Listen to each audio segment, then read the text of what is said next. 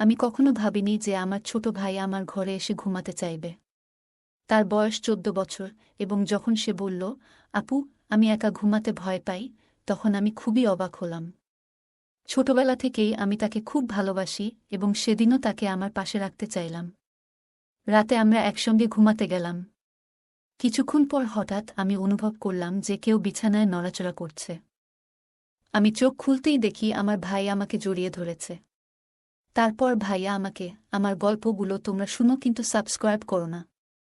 দয়া করে গল্পগুলো ভালো লাগলে ভিডিওটি লাইক, শেয়ার এবং চ্যানেলটি সাবস্ক্রাইব করো প্লিজ। আমি নুসরাত, আমি অনেক সুন্দর দেখতে। আমি একটু স্বাস্থ্যবান, যা আমাকে আরও আকর্ষণীয় করে তুলেছিল। এই জন্যই হয়তো আমার ছোট ভাই আমার দিকে নজর দিয়েছে।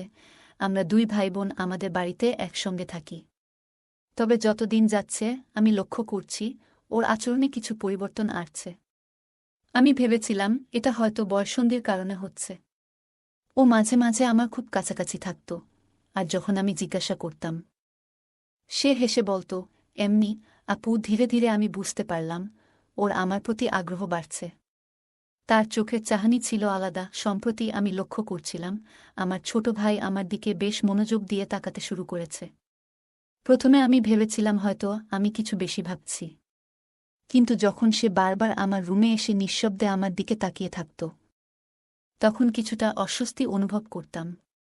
এক রাতে আমি ঘুমানোর জন্য প্রস্তুত হচ্ছিলাম, সে আমার পাশে এসে শুয়ে পড়ল। তবে আমি ভাবছিলাম, আমি কি ওর মনের অবস্থা ঠিকভাবে বুঝতে পারছি, নাকি আমি যা ভাবছি তা ভুল। আমি কোনোভাবেই তাকে আঘাত করতে চাইনি, কিন্তু একই সাথে আমাকে আমার ব্যক্তিগত সীমানা বজায় রাখতে হতো। সবকিছু ঠিকঠাক মনে হচ্ছিল না। এক রাতে আমি পড়াশোনা করছিলাম, হঠাৎ সে এসে বলে উঠল, আপু, তুমি কি আমার উপর রাগ করেছ? আমি অবাক হয়ে তার দিকে তাকালাম। তার চোখে কিছুটা অস্থিরতা ছিল, যেন সে বুঝতে পারছে আমি কিছুটা অস্বস্তি বোধ করছি। আমি শান্তভাবে বললাম, না, রাগ করিনি।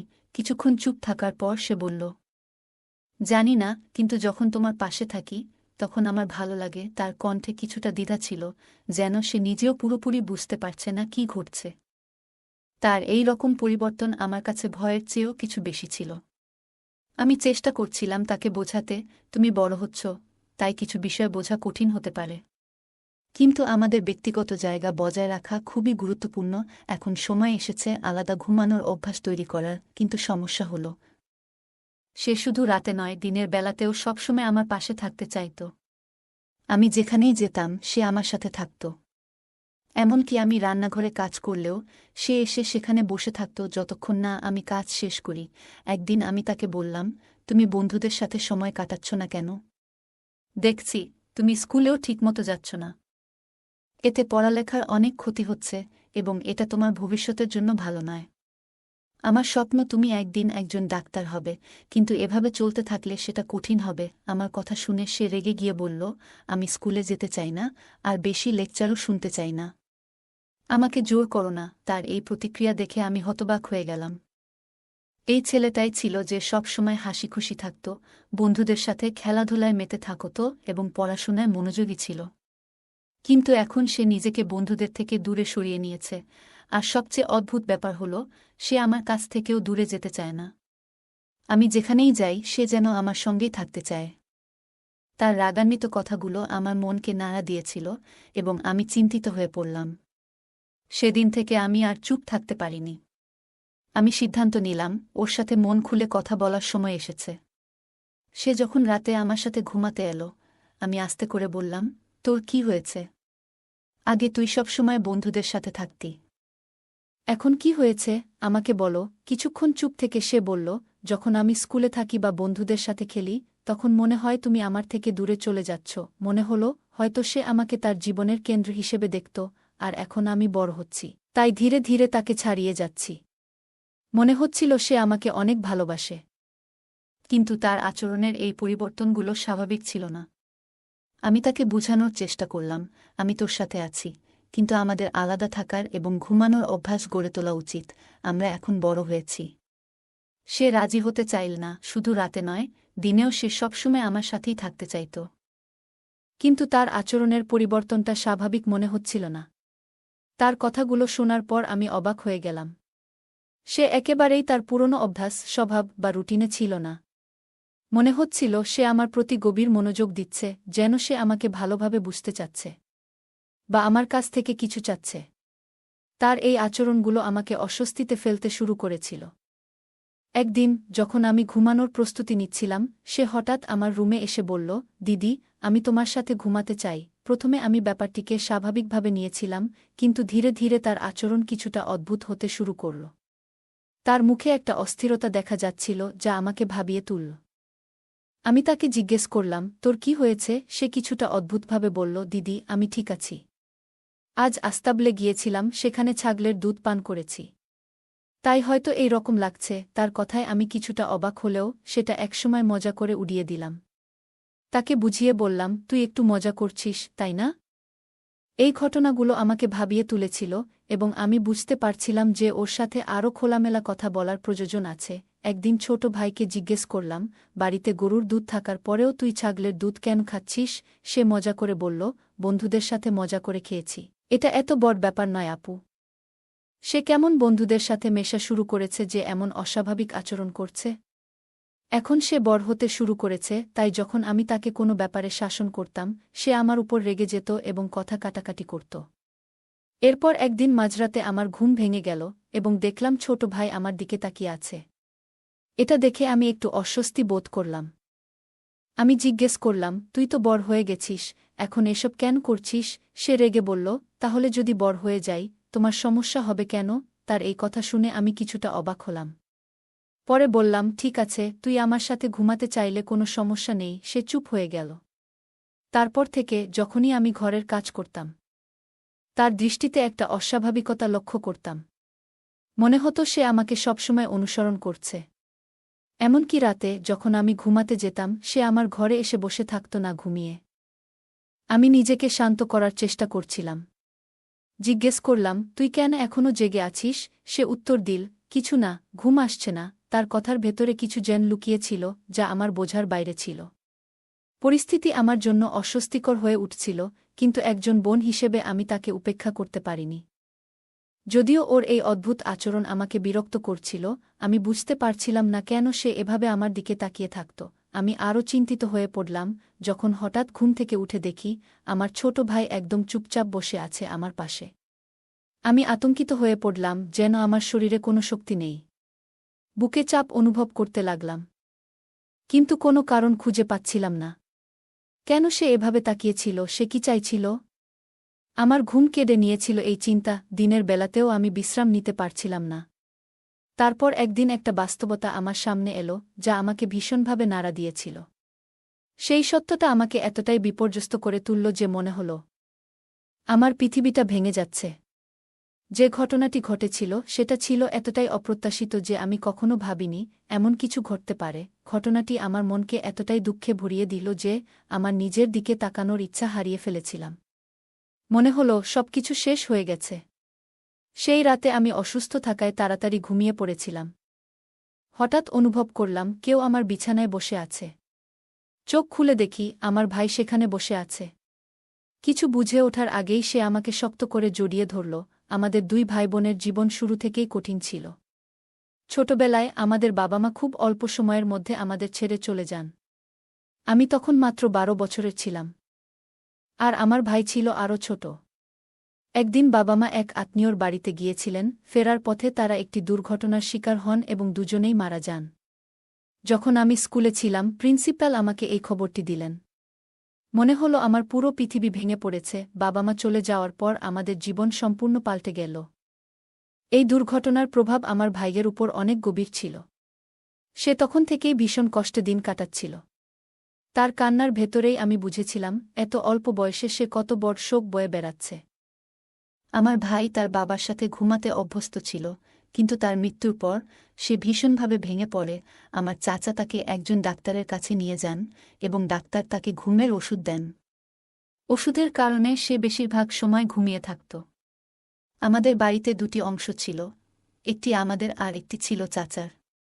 চাচার ২ ছেলে ছিল, কিন্তু কোনো মেয়ে ছিল না, তাই চাচা আমাকে খুব স্নেহ করতেন। চাচির মনেও সব সময় মনে হতো আমি যেন তার সন্তানদের অধিকার ছিনিয়ে নিচ্ছি। যদিও তার 2 ছেলেও আমাকে পছন্দ করত এবং আমাদের সম্পর্কের ব্যাপারে কখনোই কোনো আপত্তি করত না। তবুও চাচি আমাকে অপছন্দ করতে শুরু করেছিলেন। বিশেষ করে যখন তিনি মনে করতেন আমি তার প্রতি অন্যায় করছি।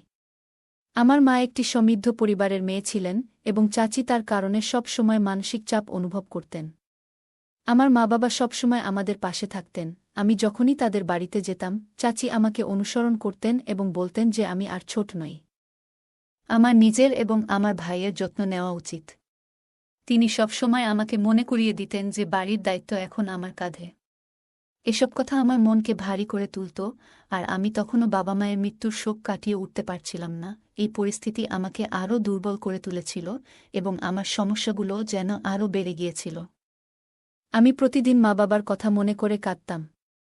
আমরা তাদের জীবনে কতটা সুখী ছিলাম, কিন্তু এখন মনে হচ্ছিল যেন আমাদের পৃথিবী উল্টে গেছে। এত কম বয়সে আমাকে জীবনের কঠিন বাস্তবতার মুখোমুখি হতে হয়েছিল। চাচাও আমাদের জন্য খুব চিন্তিত ছিলেন, কারণ তিনি আমাদের দুজনকেই খুব ভালোবাসতেন। কিন্তু চাচির কারণে তিনি আমাদের তেমন সময় দিতে পারতেন না। চাচার নীরবতা এবং চাচির করা আচরণ আমাকে আরও অসহায় করে তুলছিল। একদিন রান্নাঘরে কাজ করার সময় চাচি আমাকে বললেন, এখন নিজেকে সামলাতে শেখো, কেউ তোমার জন্য কিছু করবে না। আমি জানতাম তিনি হয়তো সঠিক বলছেন, কিন্তু আমার মধ্যে তখনও হতাশা আর শূন্যতা কাজ করছিল। আমার ভাইও স্কুলে যাওয়া বন্ধ করে দিয়েছিল, তার আগের সরলতা হারিয়ে যাচ্ছিল, যা আমাকে আরও চিন্তিত করত। সে প্রায়ই আমাকে প্রশ্ন করত, আপু, মা-বাবা কেন চলে গেল? প্রতিবারই এই প্রশ্নে আমি ভেঙে পড়তাম। আমি জানতাম না এর উত্তর কী। আমি নিজেই বুঝতে পারিনি কেন এত কম বয়সে আমাদের এইভাবে একা ফেলে দেওয়া হলো। পরে যখন চাচি জানতে পারলেন আমাদের পরিবারের অবস্থা সম্পর্কে, তখন তিনি আমাকে খুব বকাঝকা করলেন এবং বললেন, চাচা যদি আমার কথা না শোনেন, তাহলে কিছুই ঠিক হবে না। এরপর তিনি রাগ করে তার বাবার বাড়িতে চলে যান। চাচার জন্য সেটা খুব কঠিন সময় ছিল, কারণ তিনি তার স্ত্রীকে খুব ভালোবাসতেন। মায়ের চলে যাওয়া আমাদের দুজনেরই মন খারাপের কারণ হয়ে দাঁড়ায়। শেষ পর্যন্ত চাচার পরামর্শ অনুযায়ী আমরা পুরো বাড়ি ভাগাভাগি করে চাচাকে আরেকটা অংশ দিয়ে দিলাম। আমাদের ভাগের টাকা দিয়ে আমরা নতুন একটা বাড়ি কিনে সেখানে শিফট করলাম। তবে যাওয়ার আগে চাচা এমন কিছু করেছিলেন যা তিনিও জানতেন না, এবং সেটি সম্পূর্ণ করে তিনি অত্যন্ত খুশি হয়েছিলেন। চাচা মারা যাওয়ার পর তিনি আমাদের জন্য এলাকায় একটি বাড়ি কিনে দেন। আমাদের আঙ্কেল প্রায় প্রতিদিন আমাদের খোঁজ খবর নিতেন এবং সব ধরনের প্রয়োজন মেটানোর চেষ্টা করতেন। কিন্তু আন্টির মনোভাব ছিল ভিন্ন, এবং তার স্ত্রীও আমাকে বাড়িতে রাখতে চাননি। আমার ভাইকে আলাদা থাকতে হয়েছিল। আমি তখনই সিদ্ধান্ত নিই, ভাইয়ের দায়িত্ব আমি নিজেই নেব। আমি বাড়িতে থেকেই প্রাইভেট পড়াতে শুরু করি এবং বিএ ডিগ্রি অর্জন করি। এর মাঝে অনেক চাপের মধ্যেও আমি আমার ভাইয়ের দেখাশোনা চালিয়ে যাই। আমার ভাই শৈশবের অনেক কিছু হারিয়ে ফেলেছিল এবং ধীরে ধীরে সে অনেক স্মৃতি ভুলে যাচ্ছিল, যাতে তার মনে কোনো কষ্ট না হয়।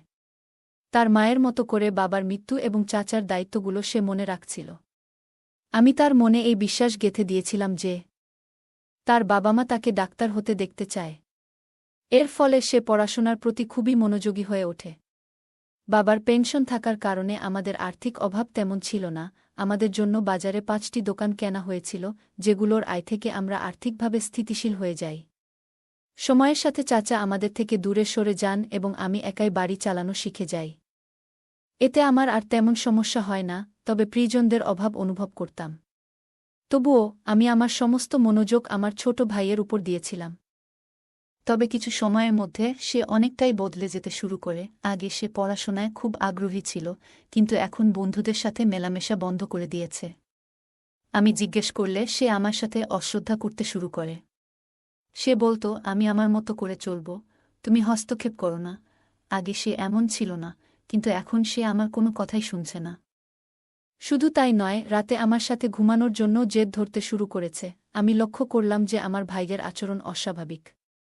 আমি এর কারণ জিজ্ঞাসা করলে সে বলল, আমি ছাগলের দুধ খেয়েছি, যা শুনে আমি হতবাক হয়ে গেলাম। তার অদ্ভুত আচরণ আমাকে বেশ অস্বস্তিতে ফেলেছিল। এরপর এক রাতে ঘটে গেল একটি অপ্রত্যাশিত ঘটনা। আমি ঘুমিয়েছিলাম, হঠাৎ ঘুমের মধ্যে চোখ খুলে দেখি আমার ভাই আমার পাশে বসে আছে। তার এত কাছে উপস্থিতি আমাকে শঙ্কিত করে তোলে। কিছু বলার আগেই সে আমাকে শক্ত করে চেপে ধরল। সে হঠাৎ করে আমাকে আঘাত করে বলল, তুমি মরে গেলে ভালো হতো, মায়ের বাবার সাথে। তোমার জন্য আমাদের এত কিছু সহ্য করতে হয়েছে। তার আচরণ এবং কথাগুলো আমাকে ভীষণভাবে আহত করল। আমি অনেক কষ্টে তাকে সরিয়ে দিয়ে রাগে চিৎকার করে বললাম, তুমি এতটা সাহস পেলে কোথায়? তুমি কি জানো তুমি কি করছো? আমার ভাই তখন আমাকে আরও বিরক্তির সাথে বলল, আমার জীবন নষ্ট হয়ে গেছে শুধু তোমার জন্য, তুমিই আমার সমস্যার মূল কারণ। বন্ধুরা পর্যন্ত আমার সাথে মিশতে চায় না, কারণ তোমার কারণে ওদের লজ্জা পেতে হচ্ছে। তার কথা শুনে আমি হতভম্ব হয়ে গেলাম। সে আরও বলল, একদিন আমি যখন বন্ধুদের সাথে খেলতে গিয়েছিলাম, তখন আমার এক বন্ধুর মা আমাকে তাড়িয়ে দিয়ে বলেছিল, তুমি খারাপ মেয়ে বলে তোমার সাথে আমাদের ছেলেদের মিশতে দিতে পারব না। তোমার বোনের কারণেই সবকিছু নষ্ট হচ্ছে, সেই ছেলেটা তোর সাথে সময় কাটায়। আর সবাই মনে করে তুই অন্যদের জীবন নষ্ট করে দিচ্ছিস। এখন পাড়ার অনেক ছেলেরা আমাকে নিয়ে ঠাট্টামস্করা করে, আমি স্কুলে যেতে পারছি না, খেলতেও পারছি না। আমি একটা ছেলের সাথে রিলেশনে ছিলাম, সেটাকে সবাই খারাপভাবে নিয়েছিল। সেটা আমি জানতাম না। আমার ভাইও এটাকে অনেক খারাপভাবে নিয়েছিল। আমি এইসব শুনে ধাক্কা খেলাম, কিন্তু কিছু বলতে পারলাম না। এতদিন যা করেছি ভাইয়ের ভালোর জন্য, আজ সে আমাকে দোষারোপ করছে। তারপর আমি চাচা আর মামাকে ফোন করে সব জানালাম। তারা আমার ভাইজের এই ধরনের আচরণে অবাক হয়ে গেলেন। কিছু আত্মীয় অনেক দিন বাড়িতে আসেনি, তাই তারা জানত না আমাদের পরিস্থিতি। ভাই শেষে বলল, তোর বোনের সঙ্গে সম্পর্ক রাখার জন্যই আমার বন্ধুরা আর আমাকে মেনে নিচ্ছে না। আমি আমার ভাইয়ের দেখাশুনে করার জন্যে কিছু দিন পর বিয়ে করে নেই। কারণ বাবা মা না থাকার কারণে আমাদের অবস্থা দিন দিন খারাপ হতেছিল। ভাইও দিন দিন আমার প্রতি তার রাগ বাড়তেছিল। এসব দেখার পর আমি সিদ্ধান্ত নেই বিয়ে করার। আমার যার সাথে রিলেশন ছিল আমি তাকেই বিয়ে করি, যাতে সব ঠিক হয়ে যায়। এই কথাগুলো শোনার পর আমার ভাইয়ের প্রতি আচরণে আমি অনেক ভুল করেছিলাম। সে আমার কাছ থেকে বেশ হতাশ ও বিব্রত হয়েছিল। তাকে আমি একসময় দূরে সরিয়ে দিয়েছিলাম, কারণ তখন আমার পক্ষে কিছু বলার বা তাকে ক্ষমা করার পরিস্থিতি ছিল না। আমি জানতাম এই সমস্যা থেকে বেরিয়ে আসতে সময় লাগবে। আমারও কিছুটা সময় দরকার ছিল, কারণ আমি বেশিক্ষণ কারও উপর রাগ ধরে রাখতে পারি না। আমাদের কখনো কখনো নিজেদেরকে সময় দিতে হয়, যাতে পুরনো ভুলগুলো ভুলে এগিয়ে যেতে পারি।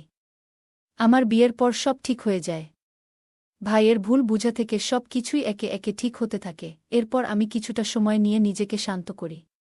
আমি আবারও নতুনভাবে জীবন শুরু করি এবং আমার স্বামী ও ভাইয়ের সঙ্গে এক বাড়িতে থাকা শুরু করি। আমাদের চাচা আমার বিয়ের ব্যবস্থা করেছিলেন, আর চাচিও আমাকে খুব স্নেহের সঙ্গে মেনে নিয়েছিলেন। ভাই আবার পড়াশোনায় মনোযোগ দিল, আর আমাদের পরিবারে একে অপরের প্রতি ভালোবাসা ও সম্মান বৃদ্ধি পেল। এভাবেই আমাদের মধ্যে ভুল বোঝাবুঝি দূর হল, আর পরিবারের মধ্যে শান্তি ফিরল। ধীরে ধীরে আমার হৃদয়ের সব রাগ এবং দুঃখ দূর হয়ে গেল। যে কোনো সম্পর্কের মধ্যে সবচেয়ে গুরুত্বপূর্ণ বিষয় হল না জেনে কাউকে দোষারোপ না করা। এই অভিজ্ঞতা আমার এবং আমার ভাইদের মধ্যে আরও গভীর বন্ধন তৈরি করেছে। গল্পটা কেমন লাগলো জানাতে ভুলবে না। আরও মজার মজার রোমান্টিক গল্প শুনতে চাইলে ভিডিওটি লাইক, শেয়ার এবং চ্যানেলটি সাবস্ক্রাইব করতে এবং বেল আইকনটি ক্লিক করতে ভুলবে না। ধন্যবাদ।